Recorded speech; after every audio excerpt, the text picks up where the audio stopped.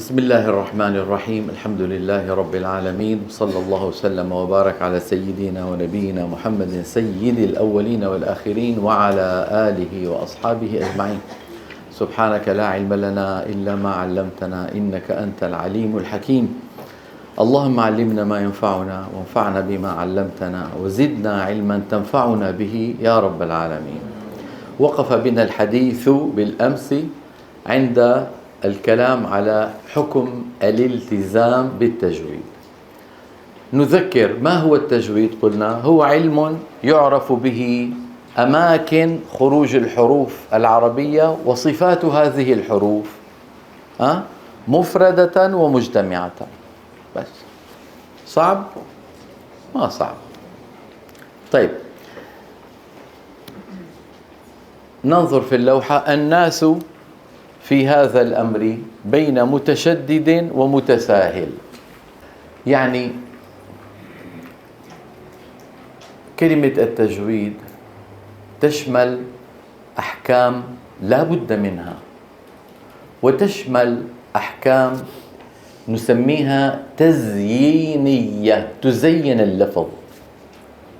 انتبهتم؟ كل هذا يسمى تجويد. فبعض الناس يجعل التجويد بكل أنواعه لازما وواجبا. انتبهتم؟ ويشدد، والناس يخافون، يقولون يا أخي هذا التجويد شيء مخيف.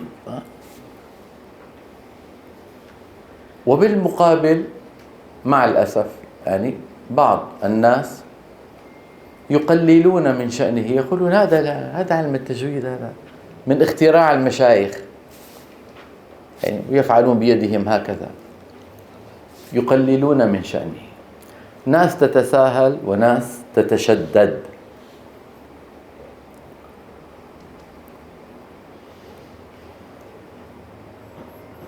الإمام الجزري رحمه الله،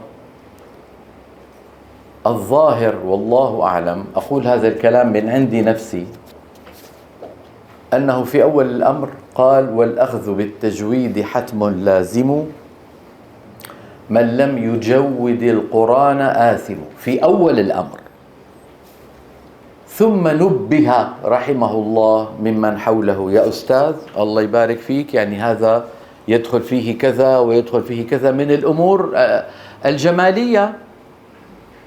يعني من لم يفعل هذا فهو آثم. إذن أمي آثمة وأمك آثمة وجدي وجدك وخالي وخالك وكل العوام المسلمين آثمون.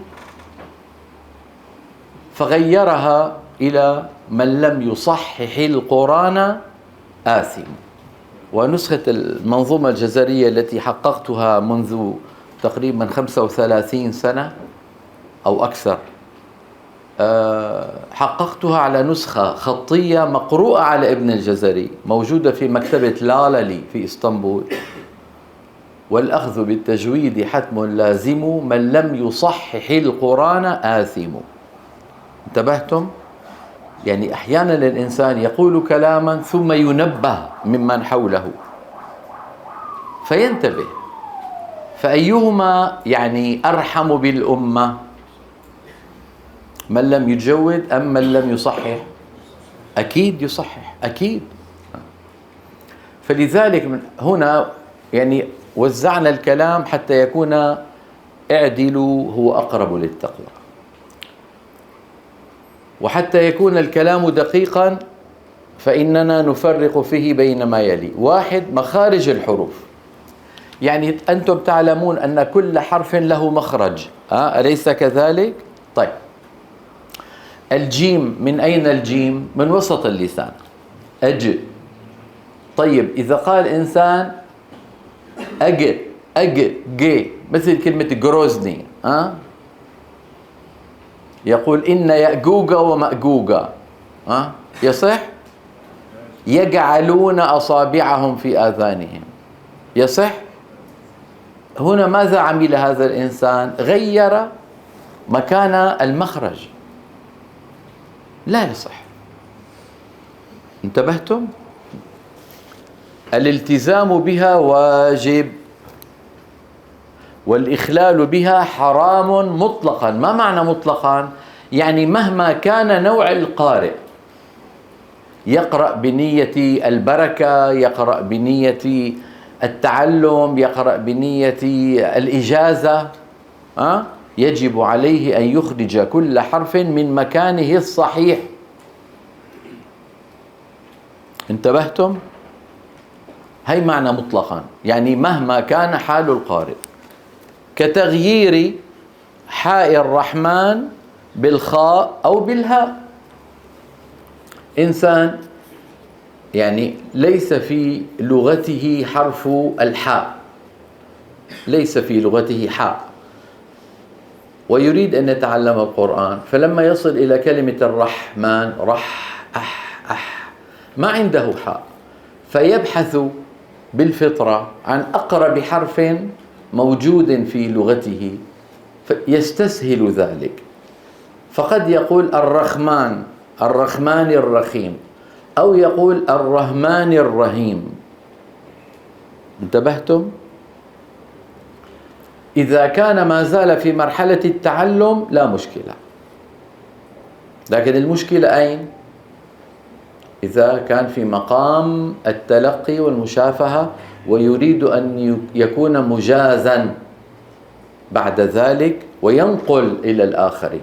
هل الإنسان يقول الرحمن الرحيم يصلح للإجازة؟ لا ثم لا ثم لا، عليه أن يتعمق ويتدرب. انتبهتم؟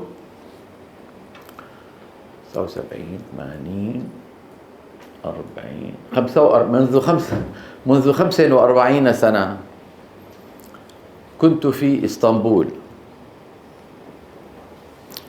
وكان هناك شابان من شباب الأتراك في إسطنبول، يعني أصدقاء، وأحدهما صديق والثاني علم بوجودي فجاء يزورني قبل 45 سنة. فجاء إلى الفندق وهو فرح جدا، قال لي كيف خالك؟ كيف خالك؟ أنا فهمت عليه، لكن أردت أن أمزح. من زمان أنا يا شيخ آدم أحب أن أمزح، يعني قلت له توفي رحمه الله.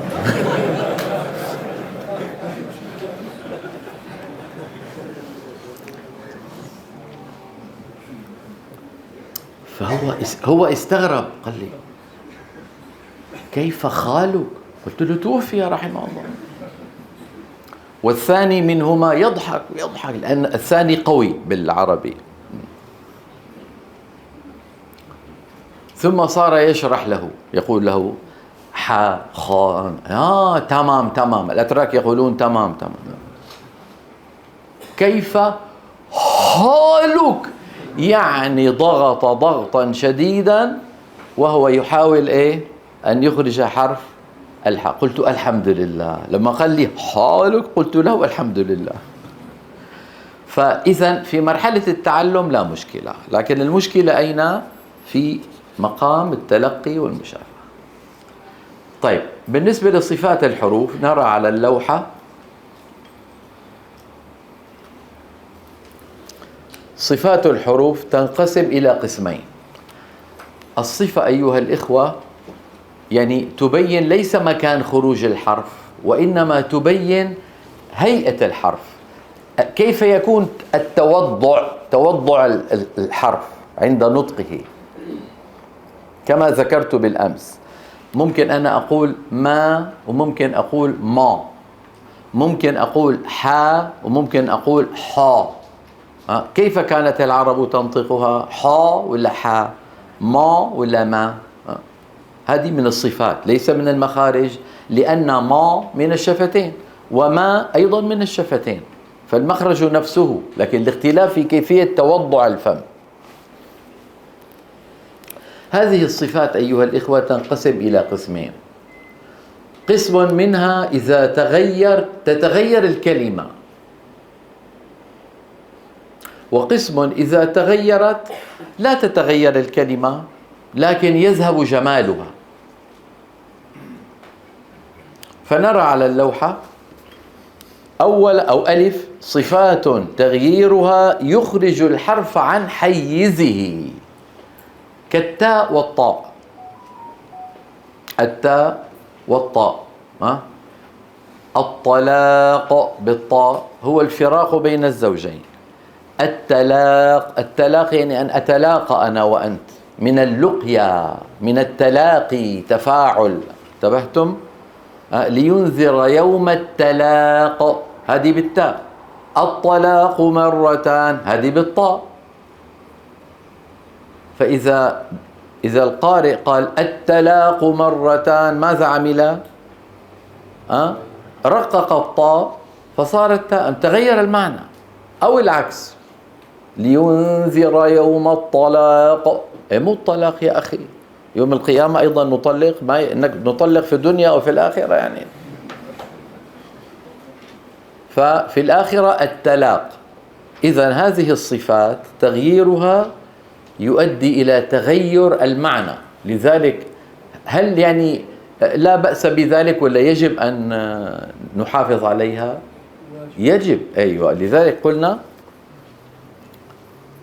مثل المخارج، الالتزام بها واجب والإخلال بها حرام مطلقا، كتفخيم سين عسى وترقيق صاد عصا. عندنا فعل في اللغة العربية اسمه عسى للترجي. الترجي يعني أتمنى أن يحدث هذا. مثلا أقول عسى الله أن يجمعني وإياكم في الفردوس الأعلى من الجنة. عسى الله ما معناها؟ يعني أتمنى أن يجمعني الله، هذه للترجي، أترجى حصول هذا الأمر. واضح؟ وعندنا عصى فعل ماض معناه خالف يخالف.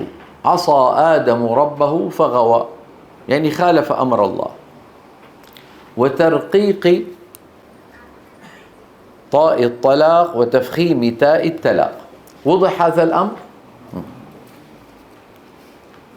يذكر يعني من باب أن أستاذا يعني يعلم طفلة صغيرة، بنت صغيرة يعلمها القرآن، فهي في سورة ياسين، هي تقول إني إذا لفي ضلال مبين، وهو يقول إني إذا لفي ضلال مبين، فهي تعيد لفي ضلال مبين، هو يقول لفي ضلال وشخص يجلس يسمع هذا الكلام، فالتفت إلى الشيخ وقال يا شيخ دعها في دلالها وخليك في ضلالك يعني. هي تريد أن تكون مدللة، أنت تريد أن تكون ضالا، أنت في ضلال وهي في دلالة.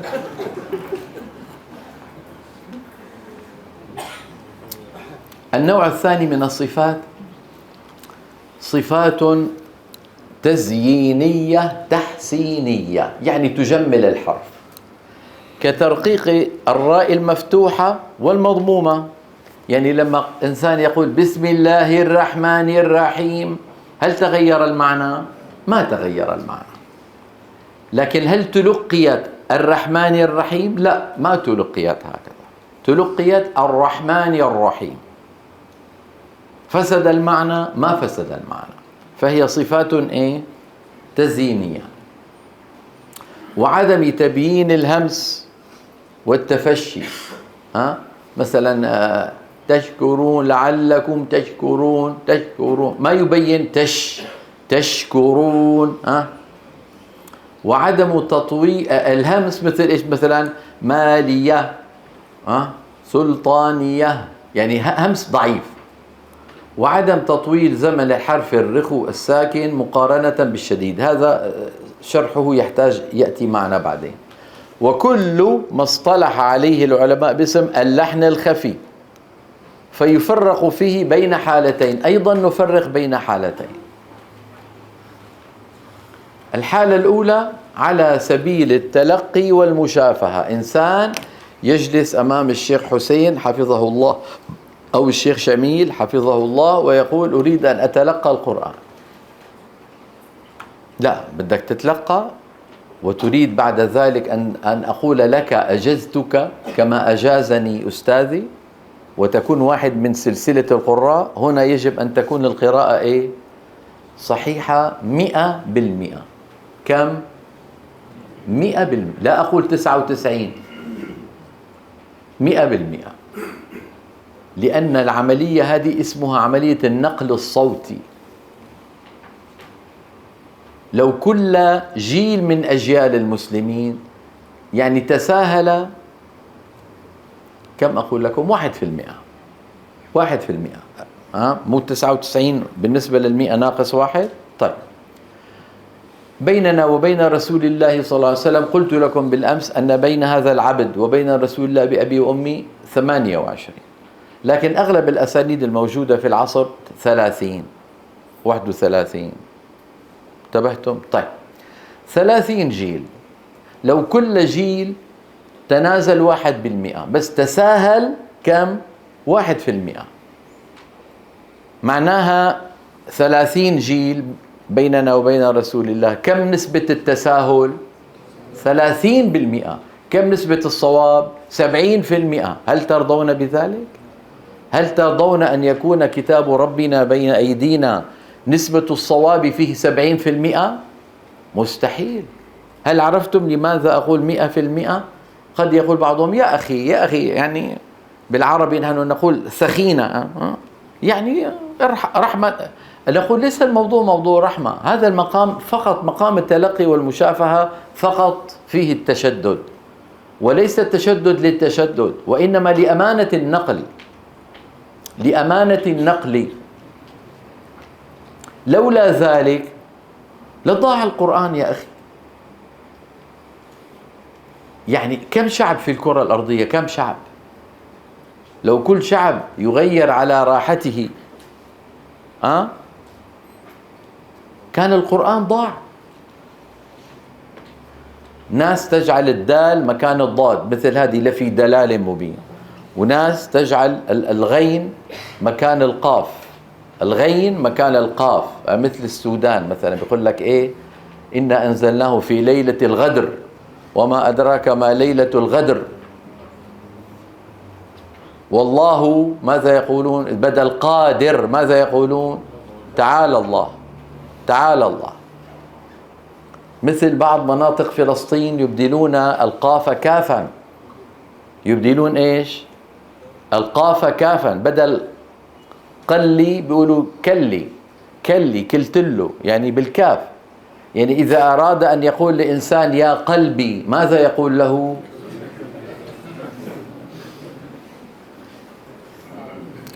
هكذا يقرأ القرآن. فلذلك الالتزام واجب في مقام مين؟ تلقي والمشافهة. أما مقام التلاوة المعتادة الله يتقبل، الله يتقبل من عامة المسلمين. لكن مثلا لو كان إماما في الصلاة عليه أن يتعلم. انتبهتوا كيف؟ لو كان معلم للقرآن أشد وأشد، لأنه معلم القرآن صوابه ينتقل وخطأه ينتقل. إذا كان ينطق صواب ينتقل الصواب إلى الآخرين، وإن كان عنده خطأ خطأه ينتقل إلى الآخرين. مصيبة. طيب، على سبيل التلقي والمشافهة الالتزام بها واجب والإخلال بها حرام. ليه؟ لأنه كذب في الرواية، كذب في الرواية. انتبهتوا كيف؟ مثلا عندنا في بلاد الشام وفي مصر يبدلون القاف همزة، نقول ألي بدل قلي، شو بنقول؟ ألي بالهمزة.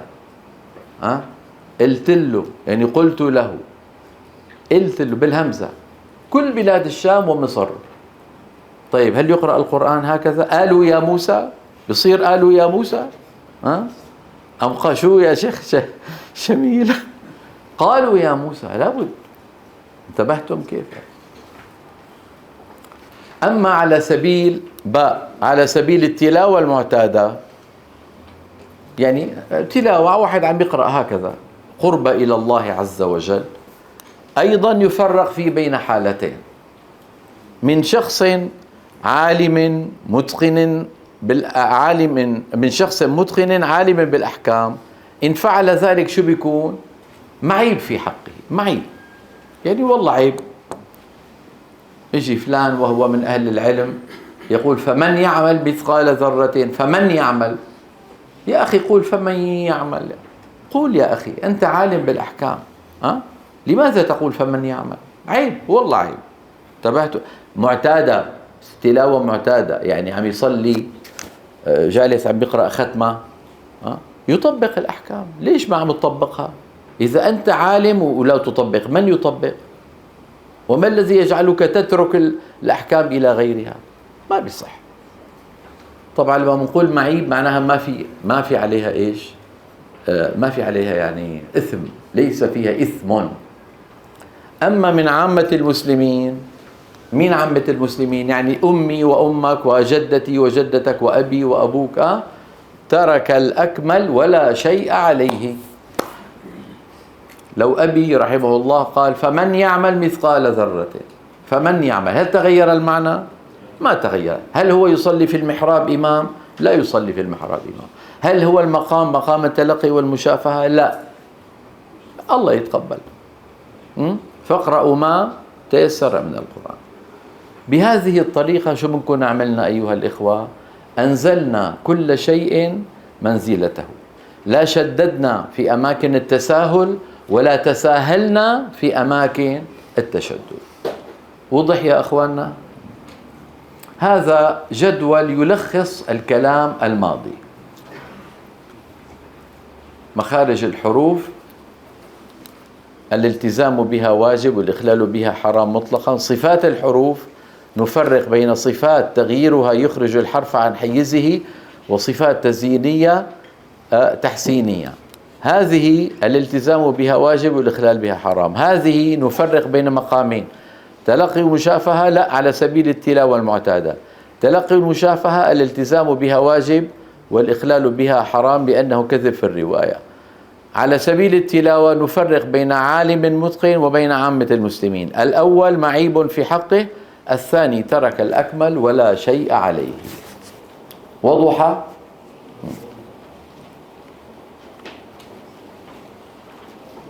طيب، حكم قراءة القرآن الكريم بالألحان.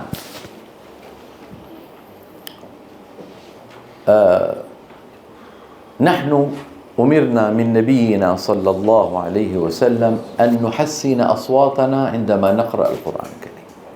قال عليه الصلاة والسلام: زينوا القرآن بأصواتكم. وقال: ليس منا من لم يتغنى بالقرآن.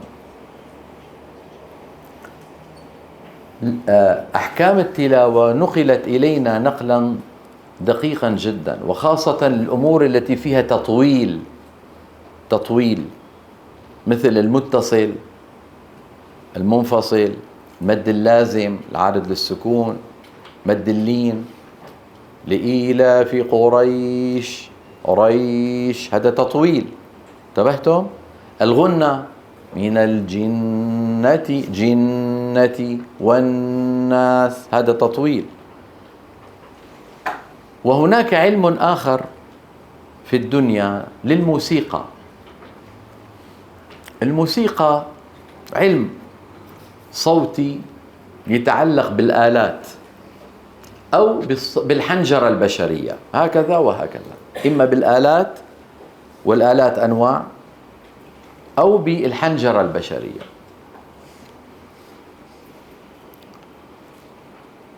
علم له علاقة بطبقات الصوت، طبقات الصوت. لغة صوتية تطبق على الآلات وتطبق على الحنجرة البشرية. فيها هذه اللغة 7 حروف. كم حرف؟ 7 حروف. الحرف الأول اسمه دو، ري، مي، فا، صول، لا، سي. الطبقة الأولى تحت خشنة منخفضة.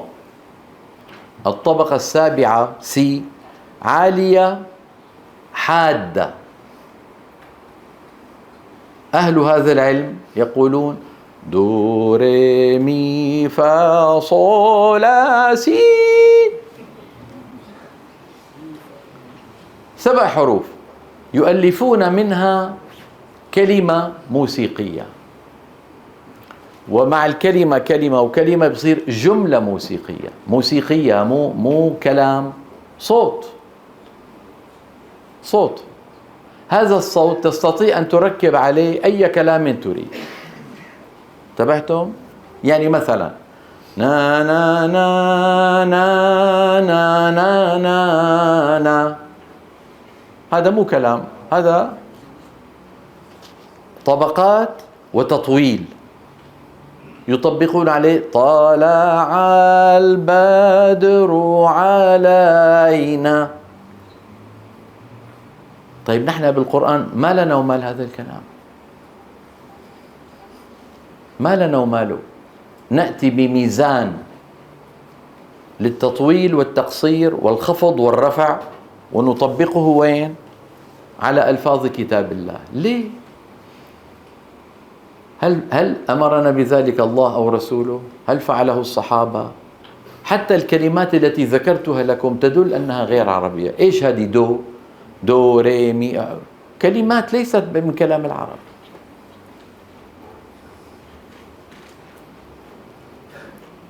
بعض الناس ليس من هذا العصر، من عصر التابعين، تصوروا، بدأوا يدخلون هذا العلم، وهو علم يعني لا تعرفه العرب في الأول، يعني بدأوا يدخلونه على تلاوة القرآن.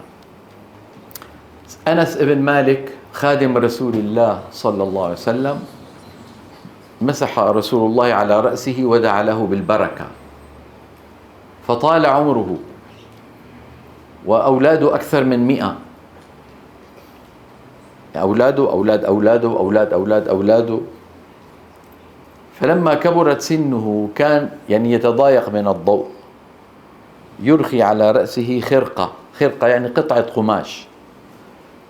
فمر جالس فقرأ أمامه شخص وطرب يعني أتى بهذه الأنغام، فكشف الخرقة عن وجهه وقال: يا هذا ما هكذا كانوا يفعلون، يا هذا ما هكذا كانوا يفعلون. كانوا هكذا كان التعبير المألوف.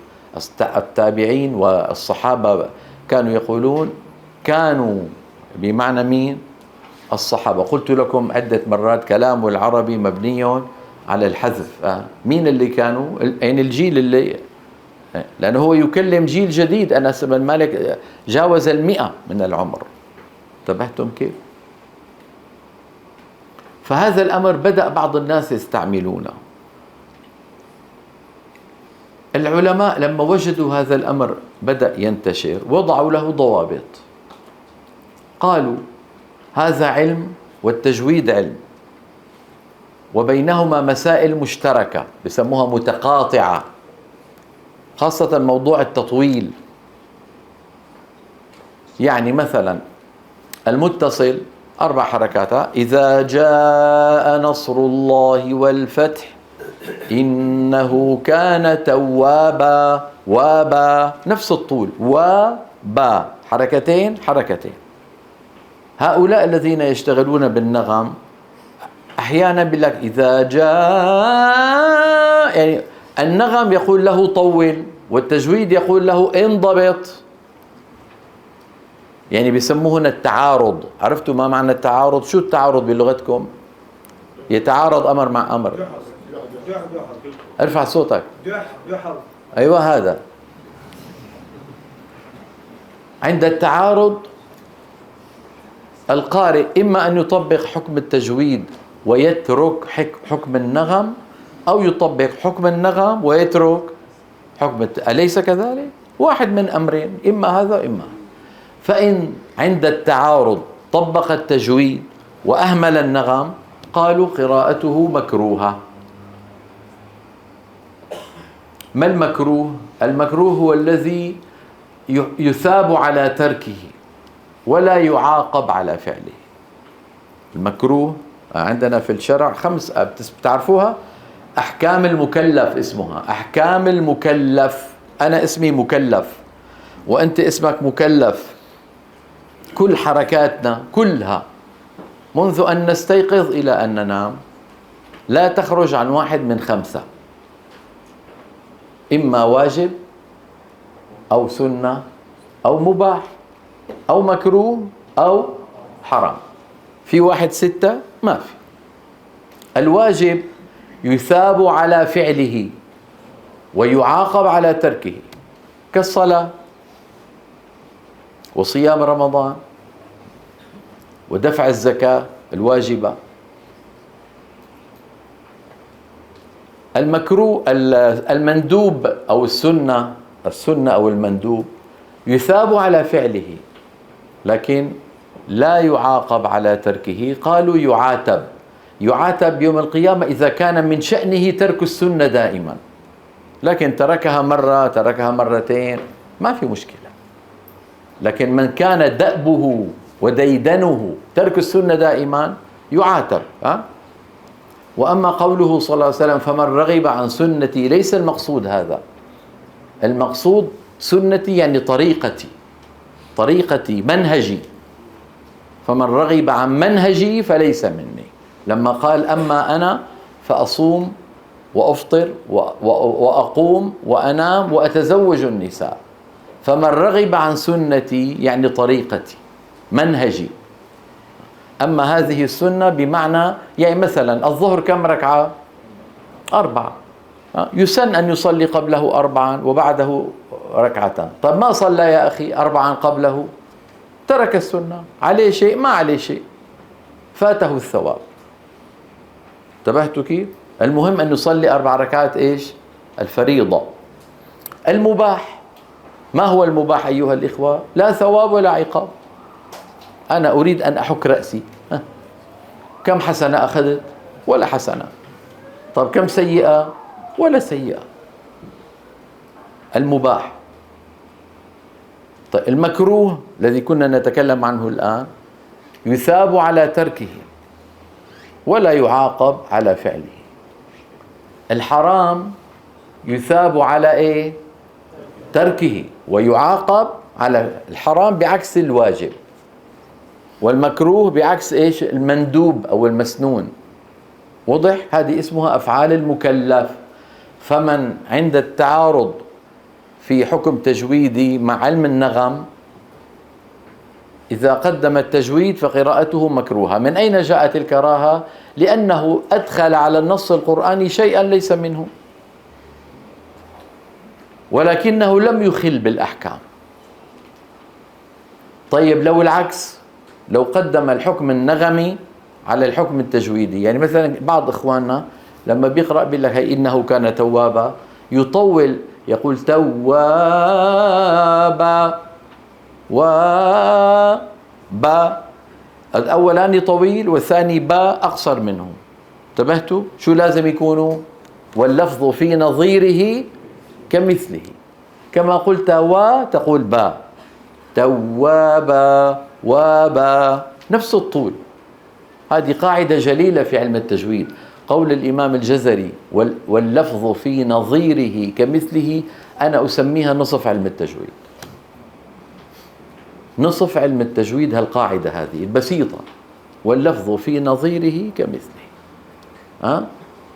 جاءتك مثلا ضاد فقلت ضا، وبعد قليل جاءتك ضاد أخرى، ما يصح تنطقها بخلاف هذه، تنطقها كما نطقت إيه الأولى، واللفظ في نظيره كمثله.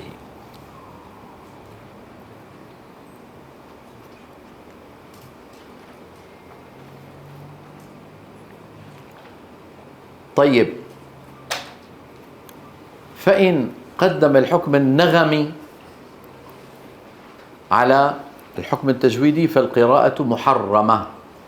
جاء رجل إلى الإمام أحمد بن حنبل رحمه الله فقال: هل تصح قراءة القرآن بالألحان؟ فقال: ما اسمك؟ قال: محمد. قال: أتحب أن يقال لك يا محمد؟ مكتوبة في الكتب يا مو ميم واو، حاء ألف، ماد ميم ألف دال. أتحب أن يقال لك يا محمد؟ انتبهتوا كيف؟ ونفس الكلام مالك. على فكرة، على ذكر مالك، في زمن الإمام مالك كلمة كره بمعنى الحرام. انتبهتوا؟ إذا مر معكم في الكتب وكان مالك يكره كذا، يعني يرى عدم جوازه، ليس الكراهة اللي هي واحد من الخمسة التي قلناها. كل مصطلح له عصر. المصطلحات هذا علم ثاني بقى، يعني المصطلحات أيها الإخوة هذا من علم الفقه، يعني كل عصر له مصطلحات. تبدأ الأمور في عصور معينة لم تستقر فيها المصطلحات، ثم بعد ذلك تستقر الملاحظات. هذا الجهاز لما أول ما خرج الناس لا تعرفه، ناس يسمونه محمول، ناس يسمونه نقال، ناس يسمونه سيلولور، هذا فرنسي، ناس يسمونه شو بيقولوا له بالشام؟ موبايل. هذا مو بالشام. طيب موبايل، جوال في السعودية، لا مو لاسلكي، خليوي. أتذكر هي ترجمة لسيلولور. سيلولور بالفرنسي يعني خليوي، له علاقة بالخلية، بسموه خليوي. وهكذا صار كل إنسان، يعني كل بلد، كل ناس يذكرون اسما، إلى أن يعني غلب على الناس كلمة جوال. لما تنظر مصطلح من المصطلحات عليك أن تنظر في أي عصر خرج. انتبهتوا كيف؟ يعني لو استبقنا الأمور، الإدغام بغنى في عصر من العصور كان يسمى إخفاء. تصوروا؟ يعني فمن يعمل كانوا يقولون عنه إخفاء، من ولي كان يقولون عنه إخفاء في أول الأمر، لأنه أمر موجود ليس له اسم مثل الجوال. فنظروا بعضنا قالوا من أين النون؟ اختفت يا أخي النون، شو سموه؟ إخفاء. لكن لما استقرت المصطلحات وبدأ التدوين ثبت أن الإخفاء شيء والإدغام بغنى شيء آخر، في بينهم فرق سيأتي معنا إن شاء الله تعالى. نعود إلى كلامنا. كلمة مثلا كره مالك كذا، كان مالك يكره كذا، في عصرهم تعني الحرام. هذه الأنغام لها قواعد، والأنغام الرئيسية 7. الأنغام الرئيسية اللي بيسموها المقامات، تسمعوا بيقولوا المقامات، هذه 7. مجموعة جمعها أحدهم بقوله صنع بسحر. صنع بسحر، الصاد صبا، النون نهوند، العين عجم. بسحر، الباء بيات، السين سيجا، الحاء حجاز، الراء رست. رست يعني هي رست بالفارسي، رست، ري راء سين تاء، لكن العرب يقولون رصد، بيقولوها بالدال، أما أصلها رست. طب نحن ما لنا ومال هالكلام في قراءة القرآن؟ ما لنا ومال هالكلام. اقرأ يا أخي كما يلهمك الله عز وجل. قال عليه الصلاة والسلام في حديث لم تصل درجته إلى الصحة، لم تصل إسناده إلى الصحة، قال عليه الصلاة والسلام اقرأوا القرآن بلحون العرب وإياكم ولحون أهل الفسق والكبائر، وفي رواية أهل العشق والكتابين. من الكتابين؟ يعني التوراة والإنجيل، لأنه ينغمون في الكنائس وفي فإنه سيجيء قوم من بعدي يرجعون القرآن ترجيع الغناء والجاهلية والنوح، لا يجاوز حناجرهم. هذه الحنجرة لا يجاوز يعني لا يصعد. قال ربنا إليه يصعد الكلم الطيب، إليه جل جلاله يصعد الكلم الطيب. قال لا يجاوز حناجرهم، يعني ما بيصعد إلى الله. مفتونة قلوبهم وقلوب من يعجبهم شأنهم.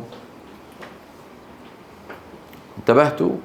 ومع الأسف الشديد هذا منتشر جدا في مصر، ليس الآن، من زمان، من زمان كثير، قرون، يعني قرون. انتبهتوا كيف؟ يعني ما عندنا في الإسلام مهنة اسمها قارئ قرآن كريم. قارئ قرآن، هل عرفتم من هو قارئ القرآن؟ الذي يستأجرونه بالأجرة ليقرأ لهم، خاصة عند الموتى، يعني يموت ميت فيأتون بواحد يقرأ قرآن ويأخذ أجرة على ذلك. عندنا هذه المهنة في الإسلام؟ القرآن لكل الأمة. القرآن دستور الله عز وجل الذي أنزله إلى البشرية ليعملوا به، لا ليتخذوه أغاني أو مزامير. انتبهتوا؟ فنشأ مع الأسف الشديد في مصر، وتبعهم كثير جدا في إندونيسيا وماليزيا جدا، استعمال هذه الأنغام ونشأ مهنة شو اسمها؟ قارئ القرآن الكريم. انتبهتوا كيف؟ ويجلس أمامه جماعة يسمونهم السميعة. السميعة يعني الذين يسمعون ويفهمون بالأنغام. فيقرأ إن لدينا أنكالا وجحيما، يقولون الله سأصليه سقر. الله، صلوا على النبي يا أخوانا. شو دخل الصلاة على عمل لك سأصليه سقر؟ ونقول في تسجيل موجود كان، ونقول ذوقوا عذاب الحريق، يا نسأل الله العافية. والقاعدون أمام هذا الرجل، الله صلوا على النبي يا أخوانا، ربنا يزيدك يا مولانا، لك عم بيقول لك ذوقوا عذاب الحريق، بتقول له ربنا يزيدك. طب شو بده يزيده يعني؟ هذا موجود، والآن على أبشع. الآن يعني هذا الذي أذكره من 50 سنة، أكثر شو 50، قولوا 70.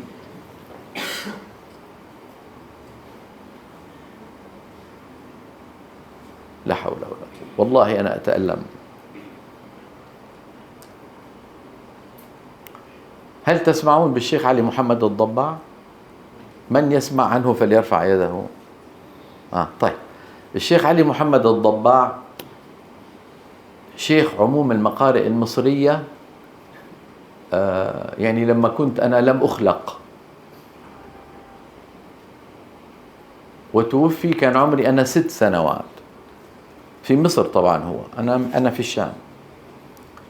هذا العالم الجليل قبل أن تصبح مصر جمهورية كانت ملكية، يعني كان يحكمها بيسموه الخديوي، اللي هو الخديوي يعني لقب عثماني، اسمه الملك فؤاد، أو عفوا الملك فاروق، جاء بعده الملك فاروق. كان يأتي بواحد من هؤلاء أهل النغم يقرأ عنده في القصر. طبعا هذا الذي يأتي يقرأ ماذا يهمه؟ رضا الملك عنه، حتى فكان يعني يتفنن في إيه؟ في أمور النغم. ثم بعد ذلك مشيخة المقارئ المصرية أعلنوا عن اختبار إجباري لكل القراء. من المختبر؟ الشيخ علي محمد الضباع، شيخ عموم المقارئ المصرية. هو أستاذي، يعني أستاذي أنا الشيخ عبد العزيز عيون السود، أستاذه الشيخ علي محمد الضباع. فالشيخ علي لما سمع منه التلاوة رسبه. شو يعني رسبه؟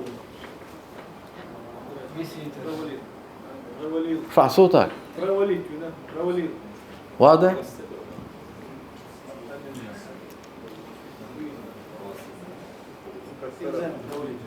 المهم ذهب ذاك الرجل وكلم مين؟ كلم الملك. يقول الشيخ الضباع: كنت جالسا في بيتي فجاءت سيارة من قصر الملك ودقوا الباب، وإذ يعني يلبسون اللباس الرسمي، قالوا: جلالة الملك يعني يريدك. فطبعا يعني رأس الدولة يريدك، ما له وما لي، خير إن شاء الله. لم يعرف ما الموضوع. قال لهم متى؟ قالوا الآن. أوف. المهم يعني لبس وذهب، لبس وذهب معه، وهو في حالة استغراب شديد، لكن عاملوه بكل احترام، بس مجرد الأمر كان مربك يعني. المهم وصل إلى القصر، أدخلوه إلى صالون كبير مع كامل الاحترام، تفضل يا أستاذ كذا.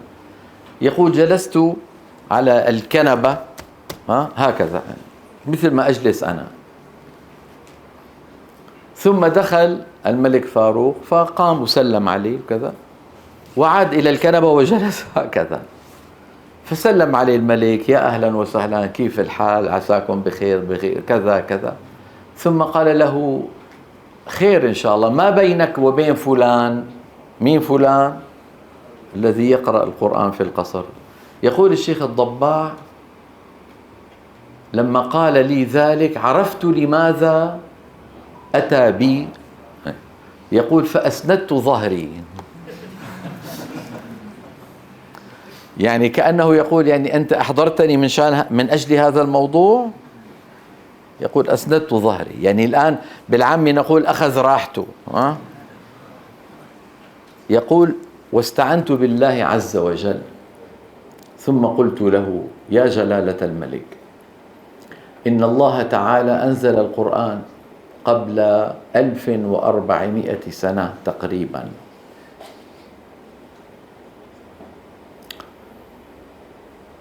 وأنزله بضوابط معينة، لولا هذه الضوابط لضاع القرآن لكثرة الألسنة التي تنطقه. لكن بسبب هذه الضوابط، ما هي الضوابط يعني أيها الإخوة؟ قواعد علم التجويد. بسبب هذه الضوابط وصلنا القرآن كما أنزل.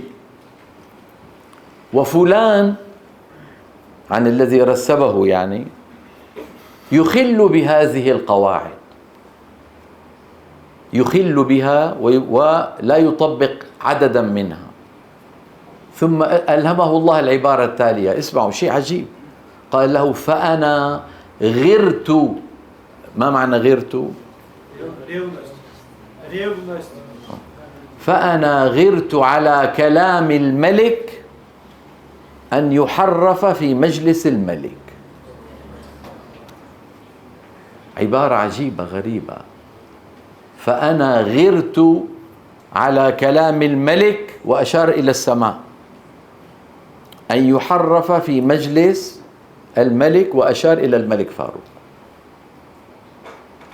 سر الملك فاروق من جوابه وقبله منه ورضي عنه، ولم يطلب منه تغيير النتيجة ولا شيء، وعمل له حفلة بعد ذلك أهداه فيها وسام الدولة.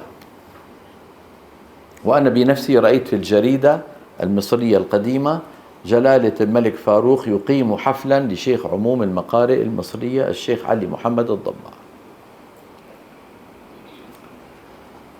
هؤلاء العلماء هم حراس القرآن الكريم، لا يهمهم إلا رضاء مين؟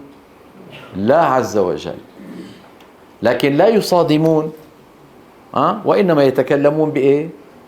باللباقة، بالأدب، بالاحترام، وبتبيين الواقع، بتبيين الواقع. انتبهتم كيف؟ فهذه هذا النغم، هذا العلم، هذا مصيبة والله، والله مصيبة.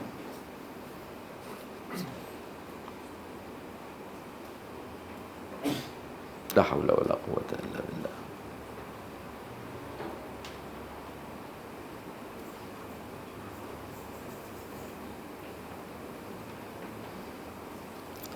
لا حول ولا قوة. المهم هؤلاء السميعة يقولون للشيخ: اتدلع يا مولانا، اتدلع.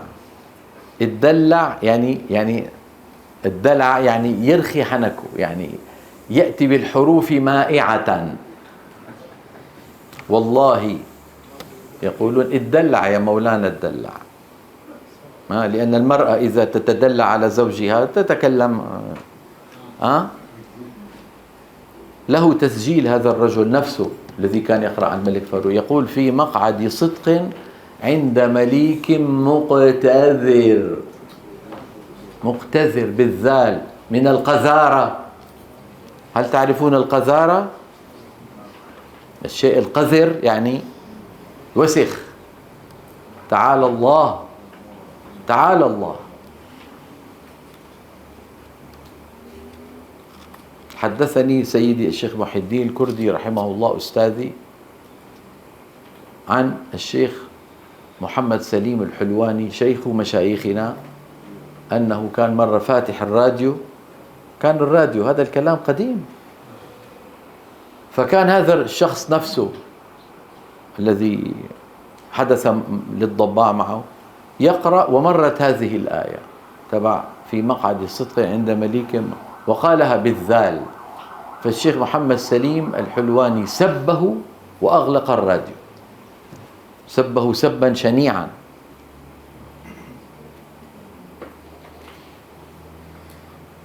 فيأتي هنا سؤال: أنا أقرأ بطبيعتي، أتى إنسان يفهم بعلم النغم وقال لي: أنت تقرأ سيجا، أنت تقرأ نهاوند، أنت تقرأ جهاركا. أقول له: طيب بس أنا ما تعمدت هذا، يعني هذا وأنا أطبق الأحكام، ما أخل بالأحكام. هل في قراءتي شيء؟ لا، الكلام كله على التعمد. الكلام كله على إيه؟ على التعمد. انتبهتم كيف؟ أما إنسان عم يقرأ بطبيعته، أنا بيقولوا لي: أنت أيام تقرأ صبا، والله ما بعرف. بيقولوا لي: بتقرأ حجاز، عن جد؟ والله ما انتبهت ولا بعرف يعني طبقها هذه الأشياء. أنا عم بقرأ كما قال صلى الله عليه وسلم: اقرأوا القرآن بإيه؟ بلحون العرب. شرح شيخ الإسلام زكريا الأنصاري معنى لحون العرب، قال: والمراد بلحون العرب القراءة بالطبع والسليقة كما جبلوا عليه. والمراد بلحون العرب إيش؟ القراءة بالطبع والسليقة. اقرأ بطبيعتك يا أخي، كما أنا أستمع في الصباح هنا إلى الأساتذة الكرام، كل واحد يقرأ بطريقته، شيء جميل، كله جميل. انتبهت كيف؟ اقرأ بطبيعتك، لا تقرأ بطبيعة غيرك، لا تأتي بقواعد علم آخر وتطبقها على تلاوة القرآن الكريم. انتبهت كيف؟ هذا ما يتعلق بالموسيقى. لذلك نجد على اللوحة حكم قراءة القرآن الكريم بالألحان. الموسيقى علم صوتي أعجمي. ما معنى أعجمي؟ ما من كلام العرب، له قواعده وضوابطه، ومن أهم أبحاثه طبقات الصوت المختلفة، هذه اللي ذكرتها لكم: دو ري مي فا صول لا سي. وأزمنة التطويل، هنا الخطر في أزمنة التطويل. انتبهت كما قال الإمام أحمد: أتحب أن يقال لك يا محمد؟ وهذان المبحثان منهما الطبقات والأزمنة يتقاطعان مع علم التجويد. نفصل: أما الطبقات الصوتية فلا مانع من أن ينتقل قارئ القرآن من طبقة إلى أخرى إذا كان ذلك من حرف إلى حرف، يعني انتهى حرف نطقت حرف ثاني، حرف ارفع اخفض، ما في مانع. لكن في الحرف الواحد لا، يعني لا تقول لا يا حبيبي، هذه مو أغنية، هذا كلام رب العالمين، ما يصير هذا الكلام. لكن لو قال مثلا: كتب الله لأغلبن أنا ورسلي، هو يغير في الطبقة، لكن من حرف إلى حرف، كلنا يفعل هذا، كلنا يفعل هذا، من حرف إلى حرف لا إشكال. الإشكال ضمن الحرف نفسه.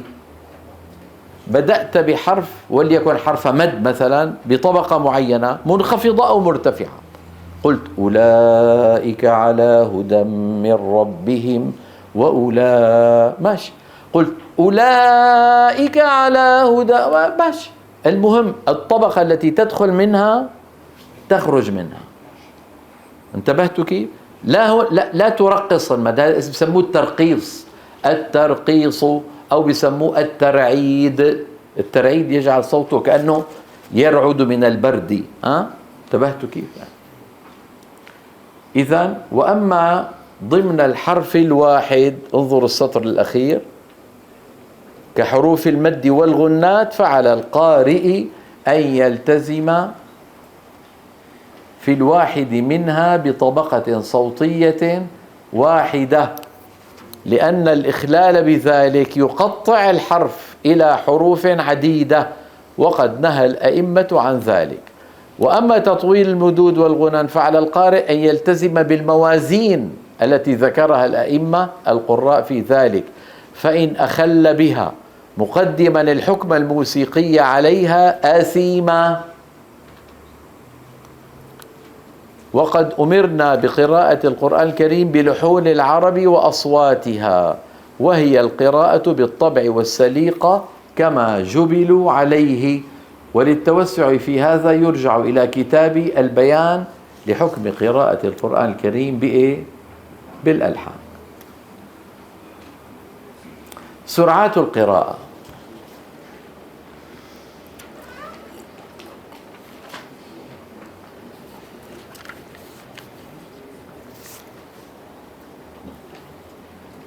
القرآن الكريم أنزله الله للناس كافة في أحوالهم كافة، للناس كافة في أحوالهم كافة.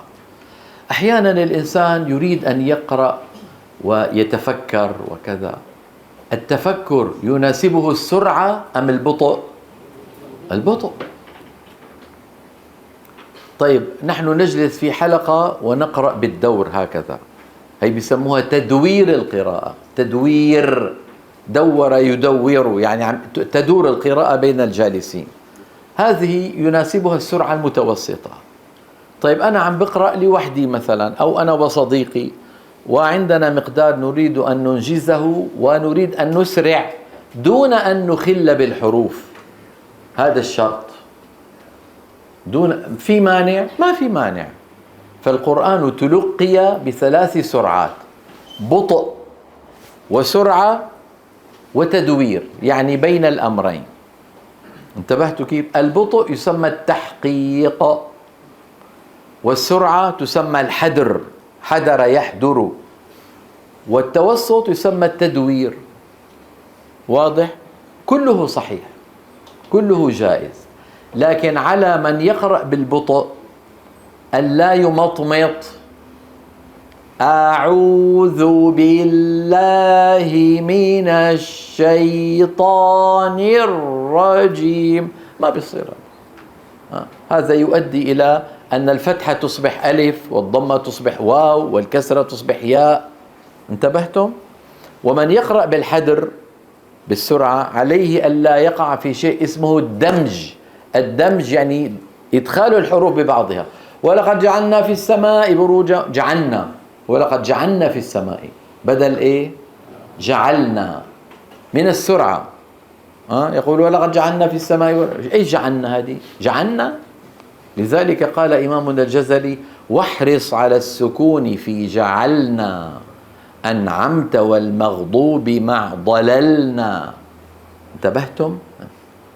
إذن التحقيق هو البطء في التلاوة من غير إيه يا شباب؟ تمطيط. التدوير هو التوسط في سرعة التلاوة. الحدر هو السرعة في التلاوة من غير دمج للحروف. وضح؟ ويعم الثلاثة مصطلح الترتيل. أيوة، مع الأسف يعني بعض الإخوة المعاصرين، عرفتوا ما معنى المعاصرين؟ يعني الذين يعيشون في هذا العصر، يعني يؤلفون ويمسكون القلم، يريد أن يؤلف كتاب ويضع اسمه أنه أنا مؤلف، وهو ليس مؤهل لذلك، لا من حيث اللغة ولا من حيث سعة الاطلاع. ففي بعض كتب المعاصرين بيقول لك مراتب القراءة 4: الحدر والتدوير والتحقيق والترتيل، يجعلها قسما رابعا، وأفضلها الترتيل لقوله تعالى: ورتل القرآن ترتيلا. لا حول ولا قوة إلا بالله. يا أخي يا حبيبي، الترتيل كلمة تشمل هذه المنازل الثلاثة. من قرأ حدرا فعليه أن يرتل، ومن قرأ تدويرا فعليه أن يرتل، ومن قرأ تحقيقا فعليه أن يرتل. ورد عن سيدنا علي أنه سئل عن ورتل القرآن ترتيلا فقال هو تجويد الحروف ومعرفة الوقوف. هو إيه؟ تجويد الحروف ومعرفة الوقوف. هل لقارئ القرآن أن يستغني عن تجويد الحروف مهما كانت سرعة قراءته؟ لابد. هل له غنى عن معرفة الوقوف؟ لا غنى له عن ذلك مهما كانت سرعة قراءته. لذلك قلنا يعم. عرفتوا شو معنات يعم؟ يعني هذا تحقيق وهذا تدوير وهذا حذر، والترتيل يعمهم جميعا. كلمة ترتيل لا بد منها مهما كانت سرعة القارئ. لذلك نرى هنا ويعم الثلاثة مصطلح الترتيل. ليه؟ لأنه تجويد الحروف ومعرفة الوقوف، ولا غنى لقارئ القرآن عن الترتيل مهما كانت سرعة قراءته. قال إمامنا الجزري رحمه الله في طيبة النشر: ويقرأ القرآن بالتحقيق مع حدر وتدوير وكل متبع مع حسن صوت بلحون العربي، القراءة بالطبع يعني، مرتلا مجودا بالعربي. انظروا إلى كلمة مرتلا، فكلمة المرتل تشمل إيه؟ التحقيق والتدوير والحذر. وضح أيها الإخوة؟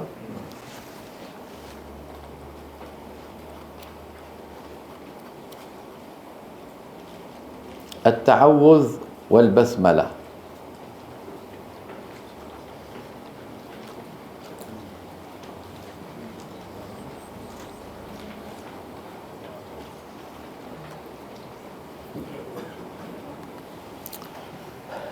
أيها الإخوة الكرام، أمرنا ربنا جل جلاله إذا أردنا أن نقرأ شيئا من كتابه أن نقول أعوذ بالله من الشيطان الرجيم.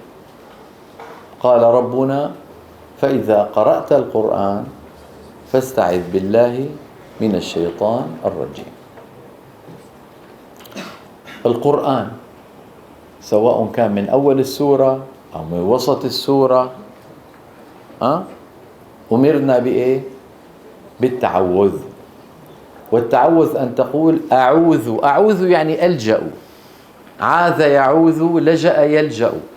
ألجأ إلى الله من الشيطان الرجيم، يعني يا ربي خلصني من الشيطان الرجيم. يا ربي لا تجعل له أنا أريد أن أقرأ كتابك لعله الآن يشغلني حتى لا أفهم ما أقرأ. يا ربي اكفني شره، أنا ما لي قدرة. أنت سلطت علي عدوا لا أراه، لو كنت أراه كنت أبعده لكني لا أراه، ويدخل إلى يوسوس في صدور الناس من بعيد يوسوس. ما لي قدرة، فأنا ألجأ إليك يا رب. أبعده عني حتى إذا قرأت كلامك أفهمه. فالتعوذ أن أقول أعوذ بالله من الشيطان الرجيم. رجيم بمعنى مرجوم. كل كلمة تجدونها في اللغة العربية بوزن فعيل إما معناها فاعل أو مفعول. سميع ما معناها سامع. قتيل ما معناها مقتول، إما فاعل أو مفعول. كل ما وجدتم فعيل فهنا رجيم ما معناها مرجوم. والرجم هو الضرب بالحجارة. هذا الرجم يكون في شيء وأنا أضربه بالحجارة، هذه العملية ماذا تسمى؟ الرجم. أعوذ بالله من ما يقولون في الحج رمي الجمرات أو رجم إبليس في نعم. إذن الرجيم بمعنى المرجوم. ألجأ إليك يا رب من هذا العدو. طيب، هذا التعوذ. البسملة آية بسم الله الرحمن الرحيم، مكتوبة في المصحف في أول كل سورة إلا سورة التوبة فقط. انتبهتم؟ مكتوبة في كل سورة إلا سورة التوبة. كل سورة افتحوا المصحف تجدون في أول كل سورة إيش مكتوب؟ وهذا إجماع. وكان ورد أنه صلى الله عليه وسلم ما كان يعرف انتهاء السورة حتى ينزل بسم الله الرحمن الرحيم. فإذا نزل بسم الله الرحمن الرحيم معناها إيه؟ معناها السورة الأولى انتهت وبدأت سورة جديدة. البسملة لا بد منها في أول السورة، لا بد. أنا أتكلم الآن على رواية حفص. طيب إذا أردت أن أقرأ أنا من أول سورة من السور لابد أن أعمل كم عمل؟ عملين. ما هما؟ التعوذ والبسملة. أعوذ بالله من الشيطان الرجيم، بسم الله الرحمن الرحيم، سبحان الذي أسرى بعبده ليلا من المسجد الحرام. أما إذا أردت أن أقرأ من وسط سورة من السور، التعوذ لا بد منه لقوله تعالى فإذا قرأت القرآن مطلقا. انتبهت كيف؟ طيب هل أبسمل أم لا أبسمل؟ مخير. بدك تبسمل بسمل، ما بدك تبسمل لا تبسمل. وين؟ في وسط السورة. انتبهت كيف؟ فأستطيع أن أقول أعوذ بالله من الشيطان الرجيم وإذ تأذن ربكم لئن شكرتم لأزيدنكم. وأستطيع أن أقول أعوذ بالله من الشيطان الرجيم بسم الله الرحمن الرحيم وإذ تأذن ربكم لئن شكرتم لأزيدنكم. مخير. انتبهتم؟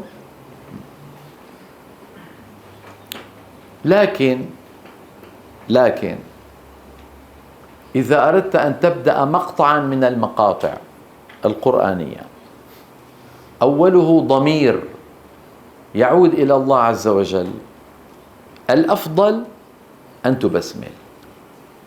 يعني لا تقل أعوذ بالله من الشيطان الرجيم هو الذي خلقكم.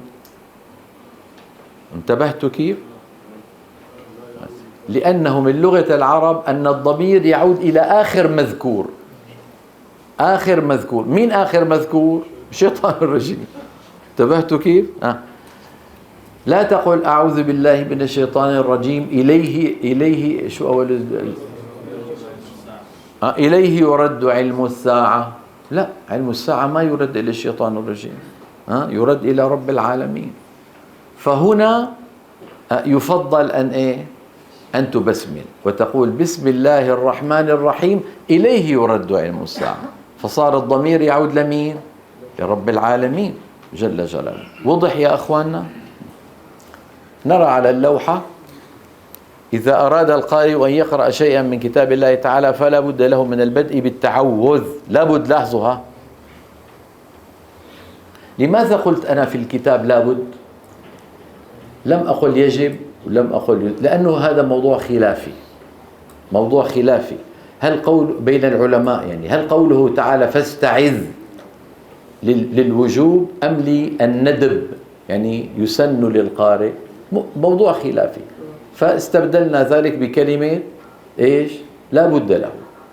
لا بد له من من البدء بالتعوذ امتثالا لقوله تعالى فإذا قرأت القرآن فاستعذ بالله من الشيطان الرجيم، سواء كانت تلاوته من بداية سورة أو من وسطها. شرحت لكم ذلك منذ قليل.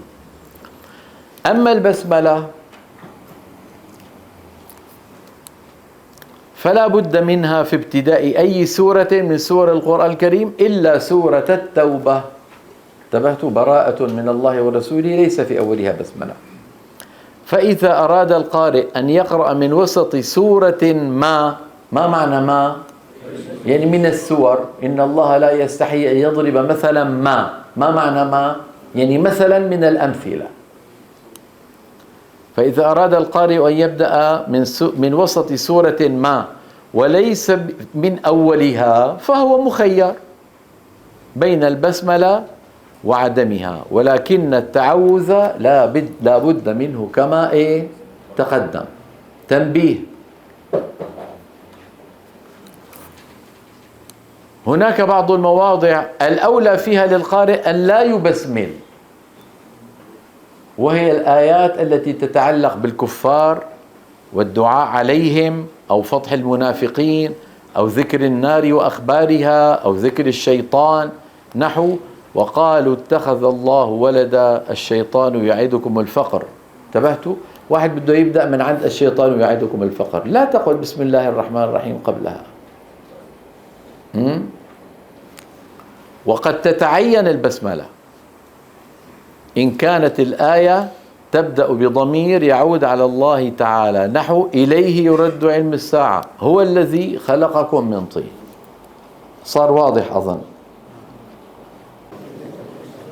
نعود. الأوجه الجائزة عند التعوذ والبسملة.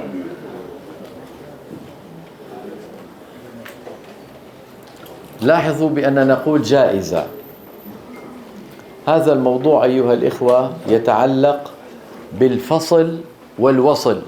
يتعلق بماذا؟ بالفصل والوصل. أعوذ بالله من الشيطان الرجيم، بسم الله الرحمن الرحيم، الحمد لله رب العالمين. أعوذ مع البسملة ممكن أصلها بنفس واحد وممكن أفصلها. كذلك بسم الله الرحمن الرحيم مع الحمد لله ممكن أفصلها وممكن أوصلها. هنا احتمالان وهنا احتمالان، اثنان ضرب اثنان، ماذا ينتج عنها؟ 4 صور. عند التعوذ والبسملة 4 أوجه كلها صحيحة جائزة، وهي قطع الجميع. هذا أريح شيء، قطع الجميع أريح شيء. أعوذ بالله من الشيطان الرجيم، بسم الله الرحمن الرحيم، الحمد لله رب العالمين. طيب الثاني قطع التعوذ عن عن البسملة، ووصل البسملة بأول التلاوة. أعوذ بالله من الشيطان الرجيم، بسم الله الرحمن الرحيم، الحمد لله رب العالمين. الثالث وصل التعوذ بالبسملة مع قطع البسملة عن أول التلاوة. أعوذ بالله من الشيطان الرجيم، بسم الله الرحمن الرحيم، الحمد لله رب العالمين. والرابع والأخير وصل الجميع. هذه بحاجة إلى نفس كبير. أعوذ بالله من الشيطان الرجيم، بسم الله الرحمن الرحيم، الحمد لله رب العالمين. أيها مريح أكثر؟ قطع الجميع. فاقطع الجميع وريح نفسك. هذا للعلم بالشيء، ليس من الضروري أن تطبق كل هذه الأشياء، خذ أيها شئت. العلماء يذكرون هذا لبيان أنه جائز وصحيح. طيب أما البسملة بين السورتين. طيب الآن أنا عم بقرأ يا شباب، خليك معي، عم بقرأ، انتهت الفاتحة، ولا الضالين، وأريد أن أكمل. ماذا يوجد؟ بسم الله الرحمن الرحيم. طيب ولا الضالين مع بسملة، فصل ووصل، كم وجه؟ طيب بسم الله الرحمن الرحيم، ألف لام ميم، كم وجه؟ فصل ووصل، 2 ضرب 2 4. هل كلها جائزة؟ لا. عند بدء التلاوة 4 جائزة. بين السورتين الجائز كم؟ 3. ما هي؟ قطع الجميع، قطع آخر السورة عن البسملة، ووصل البسملة بأول السورة الآتية، وصل الجميع. أما الذي لا يصح أن أصل آخر السورة بالبسملة وأقف على البسملة، يعني لا يصح ولا الضالين بسم الله الرحمن الرحيم ألف لام ميم، هذا لا يصح. لماذا؟ قال علماؤنا لأنه يوهم بأن البسملة للسورة المنقضية والبسملة للسورة الآتية. البسملة للسورة الآتية ليست للسورة المنقضية. انتبهتوا يا شباب؟ إذا نرى على اللوحة للبسملة بين السورتين 4 أوجه عقلية. ما معنى عقلية؟ نتجت من الضرب الحسابي. الضرب الحسابي 2 ضرب 2. 3 منها جائزة وواحد ممنوع. الوجه الأول قطع هذا إيش؟ جائز. قطع وصل جائز. وصل أيضا جائز. أما وصل قطع فممتنع. واضح؟ في غموض؟ لا.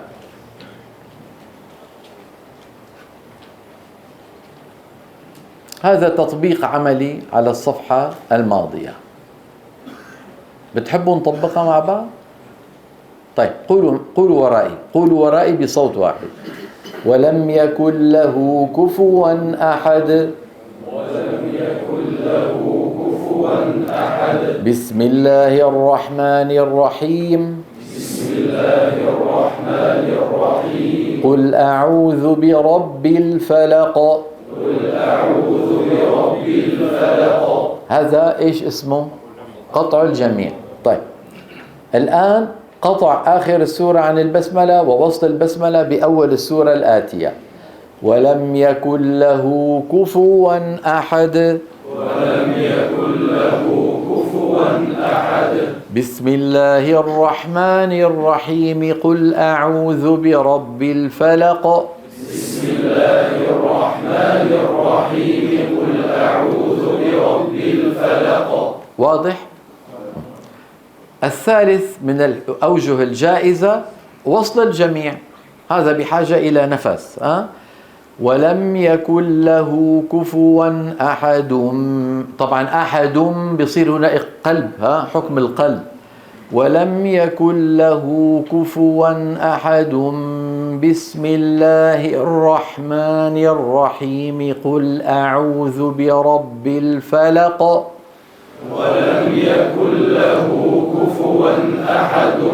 بسم الله الرحمن الرحيم. قل أعوذ برب الفلق. كلها جائزة. افعلوا ما تريدون. الوجه الممنوع عند البسملة إيش هو؟ وصل آخر السورة بالبسملة، يعني أن يقول القارئ ولم يكن له كفوا أحد بسم الله الرحمن الرحيم ويقف ثم يبدأ قل أعوذ برب الفلق. ومنع هذا الوجه لأنه يوهم أن البسملة لمين؟ للسورة المنقضية. تنبيه: على القارئ أن يراعي الإعراب وقواعد العربية عند وصله التعوذ والبسملة وأول السورة. انتبهتم؟ يعني هنا الرجيم كسرنا الميم، الرحيم كسرنا الميم، فيكسر الميم التي في آخر التعوذ والميم من الرحيم، ويسقط همزة الوصل من اقرأ باسم ربك. يعني هنا لو بدأنا فيها نقول اقرأ باسم ربك بهمزة اقرأ، لكن لو وصلناها بالبسملة بسم الله الرحمن الرحيم اقرأ باسم ربك، لأنها همزة ايه؟ وصل. واضح يا شباب؟ الحروف الهجائية هذه ندعها إلى غد إن شاء الله تعالى. أطلت عليكم؟ طيب إن شاء الله غدا الجمعة بإذن الله درسنا كما هو.